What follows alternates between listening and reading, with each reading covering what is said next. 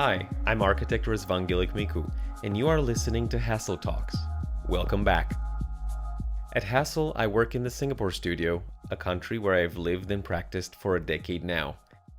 But this is only one of the many different hats I'm typically wearing. Outside of practice, I'm the chief editor of Singapore Architect magazine, and in 2021, I had the privilege of leading ArchiFest, Singapore's annual architecture festival. Whether as a practitioner, editor, or festival director, I have witnessed a wide variety of topics come and go over the past few years. But there is one topic that started bubbling up more and more with every conversation gathering momentum and showing great potential to become a real global movement: the topic of adaptive reuse at an unprecedented scale. In conversation with local and global clients, I debated the tension between creating a new iconic building, the kind that takes 10 years to achieve, or a different route, that of regenerating an already existing generic building. Our cities are full of such unremarkable structures quietly fulfilling their function under the radar every day. Not making the best of them just feels like such a missed opportunity. In March 2023, the Green Building Council of Australia's Transform Conference brought together a diversity of like-minded professionals passionate about sustainability and the built environment for a great event in Sydney on Gadigal country. We have added a link in the show notes so you can see the wide variety of topics covered at the conference. My colleague Samantha Pert, who is HASSELL's head of sustainability, and I were asked to share with the audience at Transform our ideas of shifting our cities toward renewal and turn today's ordinary spaces into tomorrow's extraordinary places. Many thanks to the team at the Green Building Council of Australia for the recording. I'm really glad we are able to share this with you, and I hope you enjoy it. And maybe I will start by sharing a bit of an unexpected social experiment that happened a week ago in Singapore when I was telling my friends that I'm coming to your lovely city. And of course, I'm an architect. Most of my friends are architects. And they started telling me about all the places I should see, all the wonderful buildings. And I'm pretty sure that if we did a bit of a poll today in the room, we might come up with the same short list, very short list of iconic buildings. Which brings me to the big question I want to open with, which is, why are we so obsessed with iconic architecture? And look, far from me to dismiss it. I mean, I do understand, and I do believe also that it plays a very important role as a social, as a cultural bellwether. It embodies our hopes and aspirations as people, and also quality that we all try to aspire towards. But there's something really odd about the reductive identity of our cities and of our buildings when you see them represented on postcards and on keychains at the airport and on lapel pins. Not to mention Lego sets like the one behind me. And it's actually, I own them, and I took this photo on my dining room table last week in Singapore. Maybe it's a good thing to say that Lego is not sponsoring me. These are gifts from my lovely sister. I'm very proud of them. But what I found even more fascinating than this is when I was fiddling with Midjourney AI, and I'm sure you've heard of it, and I'm sure some of you or most of you have played with it as well. It seems to have the same notion about what is iconic and what is generic when it comes to buildings. But today I am here not to talk about that, but really focus on the fictional building on the right-hand side of the slide, and the many buildings around the world that look just like it. And to put things into perspective, I think I wanted first to acknowledge a cultural blind spot that we have all been sharing around the world for the past, let's say, 60 years or so. I believe we have yet to fully come to terms with the real impact of building a new iconic building, especially in the petrochemical economy framework of design and of procurement that I know a lot of you are experts in, which is so deep-seated in the way that we are trained, we have been trained, and the way that many people still choose to practice. In this fantastic book, and I fully recommend it, Unless by Ghilic-Micu, he quantifies and analyzes the impact of the Seagram building and all the different design decisions made. Did you know that Mies van der Rohe's signature bronze mullions account for about 1.8% of the building mass, but 47% of its energy? And that's not a typo, it is a term used by late ecologist Howard T. Odom to measure the amount of energy depleted in ecosystems to create materials. So Mo's analysis provides really good data about the materials and energy consumed when making this building. And I guess for me, one of the most evocative drawings is this scale diagram that is showing the Seagram building's height. And you can see it really small, dwarfed at the end of the slide by the mountain of resources that went into making it, into building it. This iconic building is not just one of the most expensive buildings of its time, but its cost has been underwritten at a planetary time scale. And speaking of time, I think time is perhaps one of the most essential ingredients when it comes to regenerative development. There's no such a thing as instant sustainability. As you all know, carbon and energy are long-term investments. And I was really happy to see my old grad school classmate, Brandon Clifford, who now runs the Master of Architecture at MIT, writing this amazing, really delicious, funny book, Cannibal's Cookbook. And the book is looking at ways in which historically human habitation has relied for thousands of years on a diet consisting of its own old buildings. Adaptive reuse, for as long as time, has been our norm. That until industrialization, when producing and tearing down millions of buildings has accelerated. And what it did, it created a massive stock of generic, ordinary structures that quietly fulfill their function under our radar. This is our modern day heritage, by the way.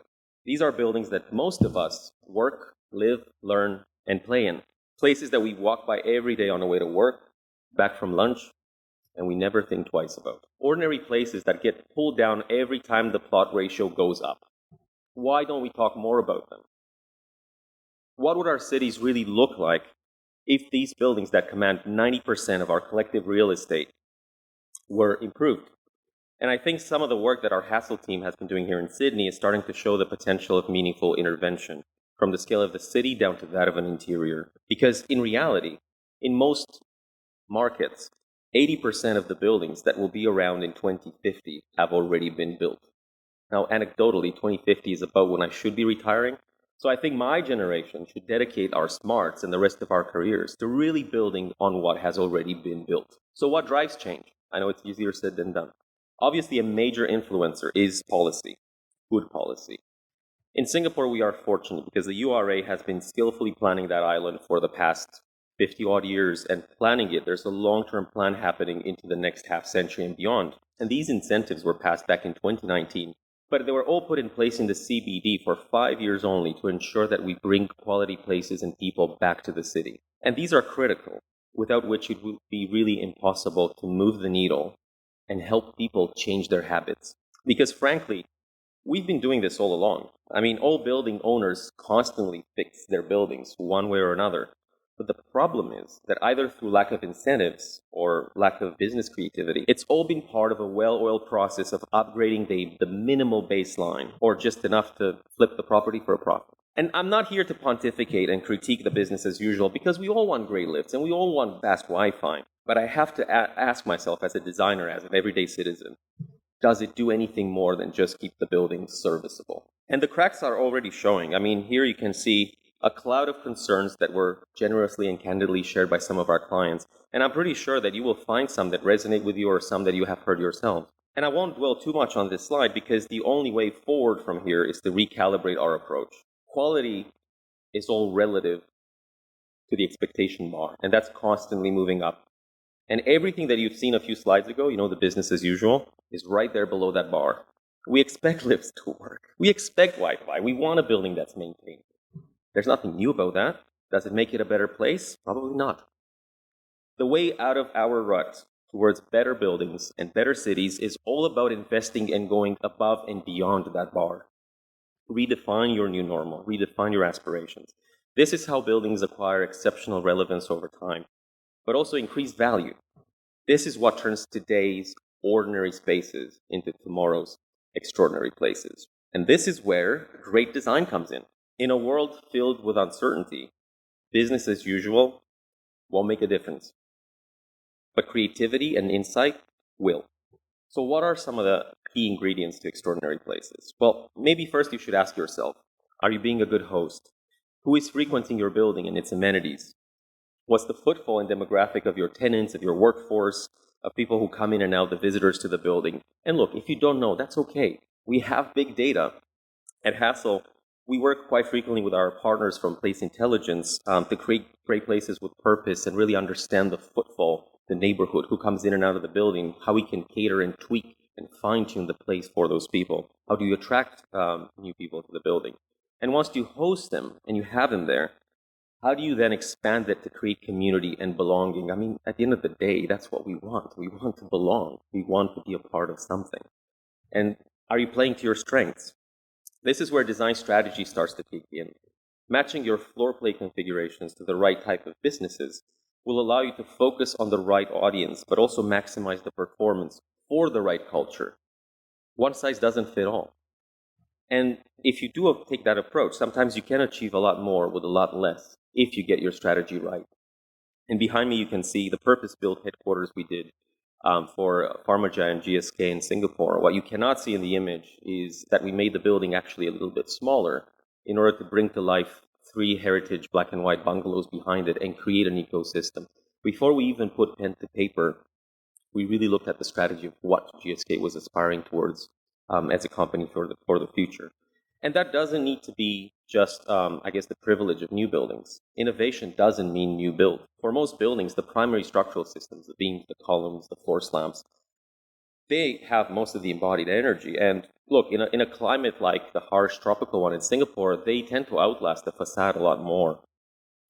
So a well-designed reclad of a building will dramatically extend its lifespan, its relevance, while also minimizes the overall embodied carbon and future energy consumption. And in time, we come back to the concept of time. The cost reductions will show up as the building performance is being optimized. So these changes will make the investment not only worthwhile, but gives it that time to become measurable and lasting as a good impact through renewal. One of my favorites, green it like you mean it. I like a good rhyme. Coming from Singapore, where if you put a broomstick in the ground in the evening, you'll see flower growing out of it the next morning. Doing greenery is so easy that it's no longer enough. You have to do it in a meaningful way, not just for the sake of it. And holistic biophilia, and we've heard a lot this morning about it, is more than just planting. As the science of sustainability and carbon and energy evolves, the world is moving away from decorative images of buildings with plants and trees on them, which are lovely. But we're moving towards a more performance-based approach to building and ecosystems. And a lot of these high-performance solutions are most often more than skin deep. And again, what we did at GSK is create spaces that are not just token outdoor terraces that no one uses, but by creating shelter, by moving the air, by getting evaporative cooling at skin level, they are real external workplaces that people are looking for throughout the day. And to zoom back out to city scale, no building is an island, as we all know. Being a good neighbor means adding to your context and knowing how to leverage it and interface with the urban fabric around you in a very conducive and welcoming way. Creating that recognizable meeting point for the rest of the neighborhood and finding ways to build an urban and a street level that is active and invites people into your lobbies can transform an ordinary building into a destination and a really key part of your community. Because essentially, if you think about it, building thriving communities is all about creating places people love, which is our mission at Hassell. And if you want to delight your existing community and attract new friends, having that address is not enough. You can think of a strategic cafe, great meeting spaces, collaborative areas, even wellness-focused environments will turn a transient experience into a place of belonging.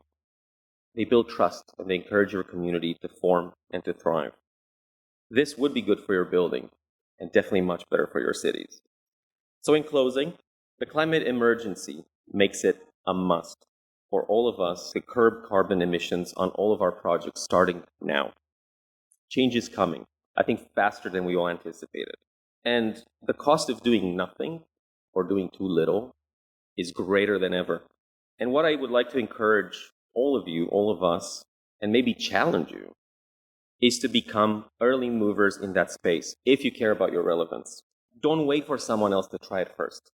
If the framework or the system or the funding or the incentives are not ideal, well, when are they ever? Make them happen. Change the system. It is our collective responsibility to turn ordinary places and spaces of today into the extraordinary of tomorrow with our wit and our knowledge and by collaborating.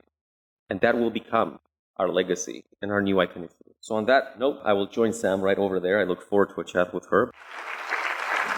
Thank you so much, Raz, for coming over and sharing this with us. And I was really excited when you agreed to do this because it is a different lens And I've worked in engineering, I've worked in consulting, I've worked in development, I've worked in government, and recently, and very kindly, been invited into the world of design with Hassel. It's given me another perspective in tackling the big issues we're all here to talk about, because as Raz said, we do all have a role to play. The world of existing buildings is really an interesting space, because the maintenance piece that Razvan talked about, we are all really familiar with that. We're familiar with how it impacts operational carbon. We've also heard a lot about embodied carbon in the last couple of days, and how revitalisation of existing assets is key, given kind of the carbon that has underwritten the development of those assets. So a lot of your, I guess, invest part of the diagram there, Raz, showed your 6 ingredients, but they're not explicitly focused on carbon. I think you mentioned carbon once or twice in those. So what are the drivers beyond carbon that you are seeing on the ground from asset owners and people who occupy these existing places and spaces? That is a great question. Thanks for that, Sam. Honestly, I think that obviously carbon and energy and cost and time are really good at framing, I guess, the issue because they're quantifiable.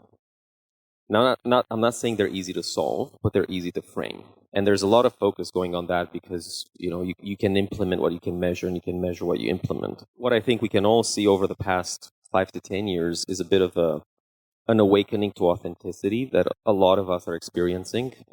Think of how many times you turn a bag of something that you buy to see sort of the nutritional facts on the back.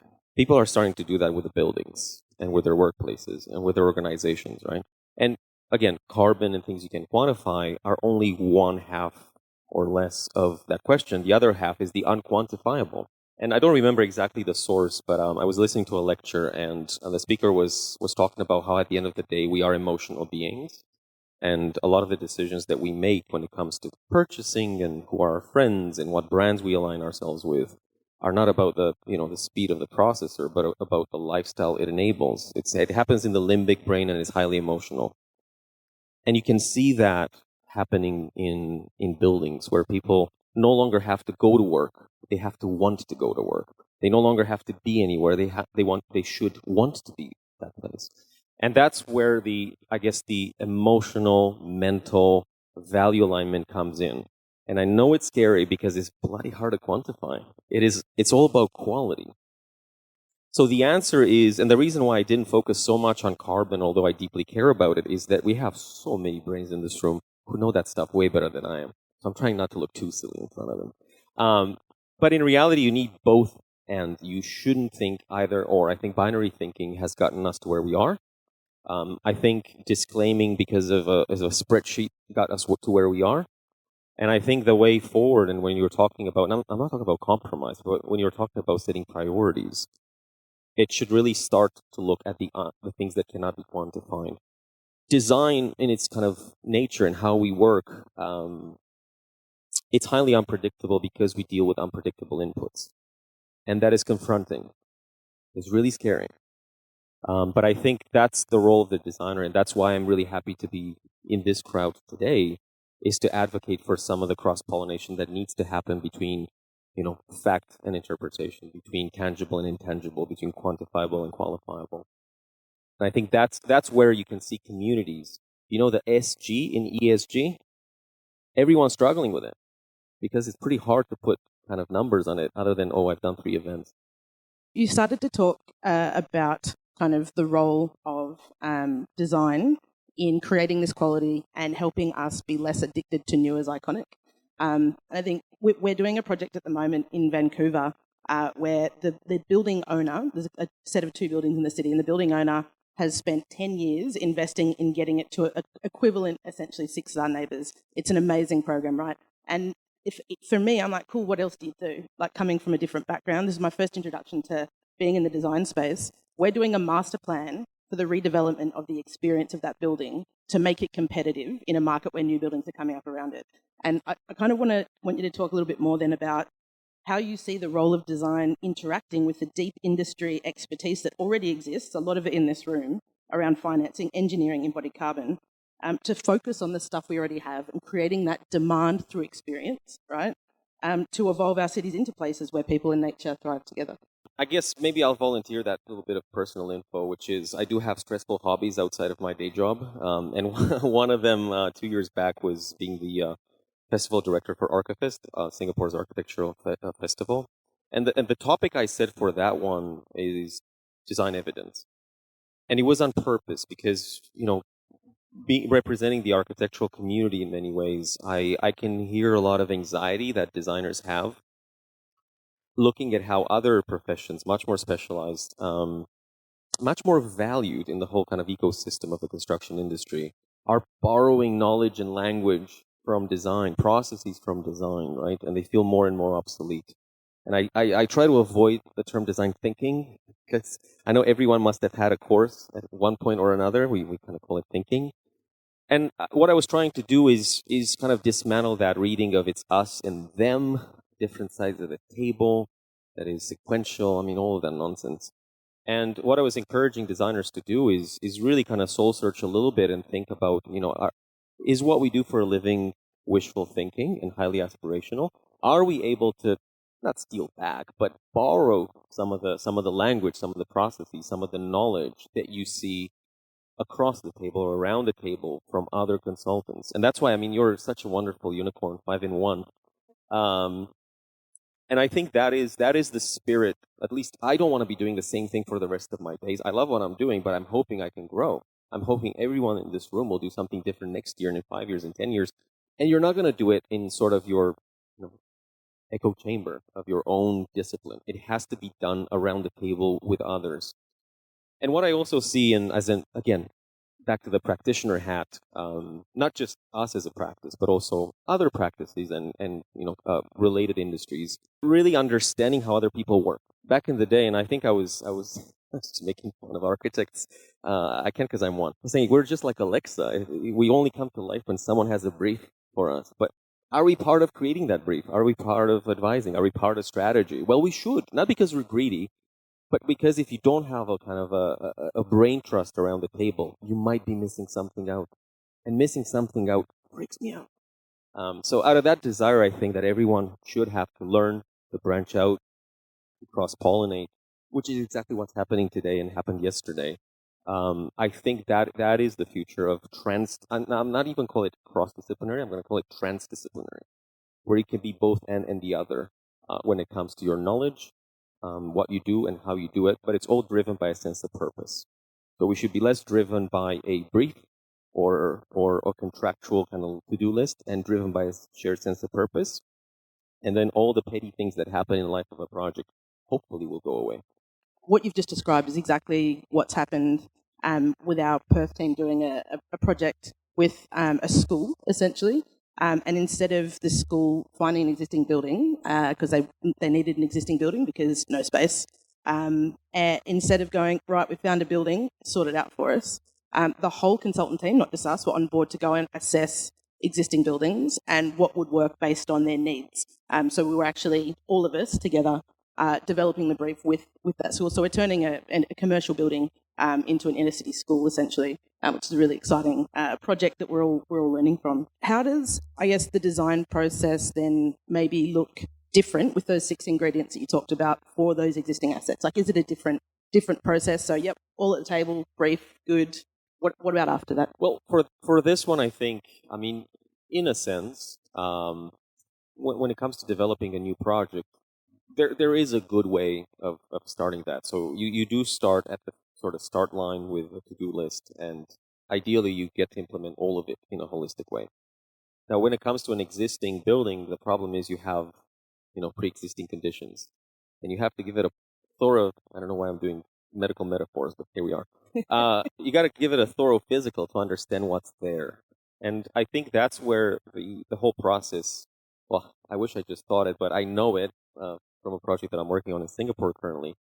That process is messy, and that process requires even more, I guess, open, transparent collaboration because you don't know what you don't know. So in a sense, I think it relates back to your previous question, which is, how do you collaborate? And this one, I think it's also, how do you then, out of the entire laundry list of due diligence, of professional knowledge, of code that may apply, have the ability to sift through and figure out what's relevant, what's irrelevant, what's a priority, and what isn't. Now, is it messier? Yes, it is. Is it more difficult? Yes, it is. But I believe there are great impact that will be seen downstream. And I think the notion of time that I spoke about again has to be reintroduced here because things don't go to plan almost always.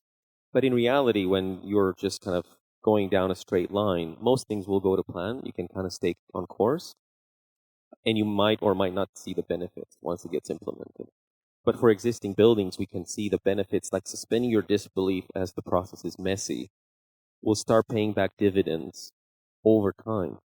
What I don't see a lot of, unfortunately, is the patience and wisdom to take on perhaps a bigger capex, perhaps more risk up front, in order to have the patience to stay with the asset, to see it pay back. We're still in that kind of quick flip mentality.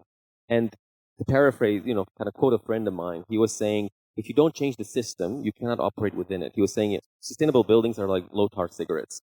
You think they're not as bad for you, but they'll be the same in the end. So the question is, if we try to innovate within the same mindset, we're just kidding ourselves. We have to change that structure. It's kind of like chicken and egg, yeah? So you're talking about essentially through mixing those 6 ingredients and thinking beyond the carbon piece and into creating the experience, that then creates the demand.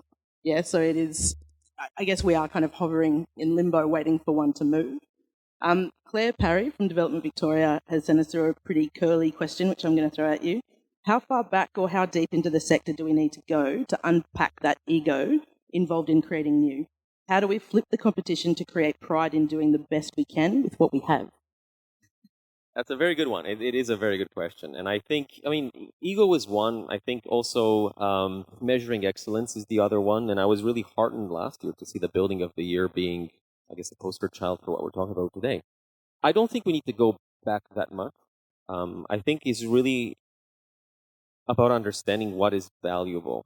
And I know that sort of whole cost and value conversation is a pretty heavy one. And I think once we frame what is valuable, and that's why I tried a little bit of a sleight of hand here with iconicity. In the beginning, like, why are we obsessed with it? And at the end, I'm like, well, here's a new way of doing iconicity. We all want to be proud of what we do for a living. Let's not get that wrong. But I think if we think of fixing, or if we think of working with old buildings as just Band-Aid, I'm just, repainting my car, hoping, it'll go for another 5 miles. It's not that. Like, think of it as completely changing. There's so much pride. I don't think we're that far from it. I just want to thank you again for coming all this way to spend time with us, because I'm so glad that essentially the rest of this room got to see the excitement and the motivation within the design community to address the issues that we're all trying to tackle. So thank you very much, Raz. Right on time. Thank you.